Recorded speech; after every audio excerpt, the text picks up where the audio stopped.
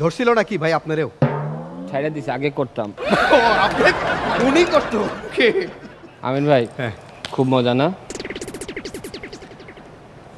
সাবধান, মোহাম্মদপুর। আমিন ভাই খুব ভালো লাগে না এই মাশাআল্লাহ সুন্দর একটা অপুর সাথে বসে থাকতে? অমাই কমাই, মানে আমাদের সময় না এরকম সুন্দর মেয়ে মানুষ ছিল না আমাদের গরিব ফ্যামিলিতে, রাইট? আর সুন্দর তো দূরে কথা, মেয়েই ছিল অল্প কয়টা, হাতে গুনে বলা যায়। হাসি খুশি টুসি পুষি, আর কোনো মেয়ে নাই। আর এখন মেয়েদের নামগুলো শুনেন, মানে শুনলে একটা গার্লফ্রেন্ড গার্লফ্রেন্ড ভাব চলে আসে। যেমন ফারিয়া, আরিনা, জারা, জায়মা, সাউন্ডস গুড। আর আমাদের সময় সুরমা, সালমা, আকলিমা, মামা ফ্লেভার চলে আসে। আর এই মেয়েরা না আমাদেরকে পছন্দ করতো না, আর কেনই বা করবে? এক, আমি গরিব, চেহারা খারাপ, বয়েজ স্কুল, সরকারি স্কুল। আর ফারে আপু, বয়েজ স্কুলে ছেলেদের চেনার সহজ উপায় কি জানেন? এদের হাতের রেখাগুলো হালকা থাকে। এবার একটা নতুন ট্রামে যাই, জেনজি একটা নতুন ট্রাম, সবাই শুনছেন না? জেনজি কারা এরা? কোথা থেকে এলো? যাদের বয়স 98 থেকে জন্ম তারা হচ্ছে জেনজি। তাদের সাথে আমাদের কিন্তু ম্যাসিভ চেঞ্জ। ফর এক্সাম্পল দেখেন, এখন জেনজিরা টিফিনে কি খায়? Burger, sandwich, fried rice. আমরা কি খেতাম? বনরুটি, কলা, পরোটা চিনি দিয়ে, বুন্দিয়া। আরে বুন্দিয়া চিনো? গোল গোল মিষ্টি মিষ্টি রস।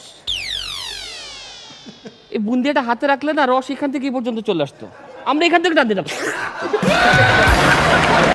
এছাড়া ওদের সাথে আরেকটা চেঞ্জ আছে, ইংরেজি অ্যাকসেন্ট। আমরা জানি না ইংরেজি অ্যালফাবেট এ থেকে জেড পর্যন্ত, রাইট? হ্যাঁ, ওরা দেখবেন মাঝখানে কি জানি অ্যাড করে দেয়। ফর এক্সাম্পল, আমি যদি ফারিয়াকে বলি, Faria you are looking so beautiful, I really love you baby, do you marry me? সবাই বুঝছেন? কোনো সমস্যা না। Faria take it serious. এই কথাটা যদি কোনো জেনজি বলে কিভাবে বলবে? Oh my God Faria, damn you are looking so hot. ও মনে হচ্ছে একটা মির্কি রোগী কথা বলতেছে। সেই দিন আমার ছেলে স্কুলে যাচ্ছে, তো ওই স্ট্যান্ডার্ড 3-তেই পড়ে। তো আমি ওকে 200 টাকা দিলাম টিফিনের জন্য।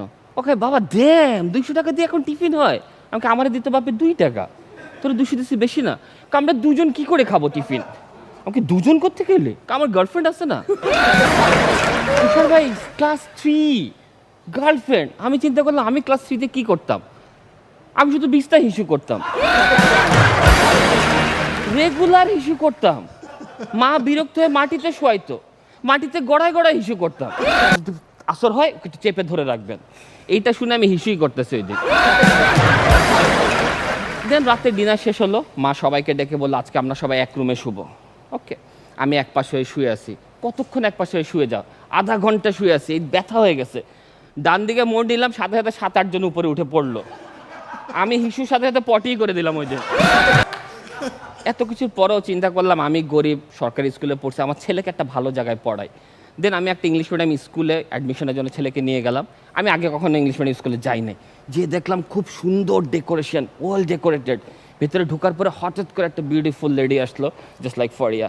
এসে আমাকে বললো, স্যার অ্যাডমিট করাবেন স্যার? আমি বললাম ওইয়া। স্যার আমাদের এখানে অ্যাডমিশন ফি অনলি 1 লাখ স্যার।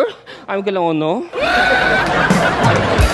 স্যার আর টিউশন ফি অনলি 20,000 স্যার।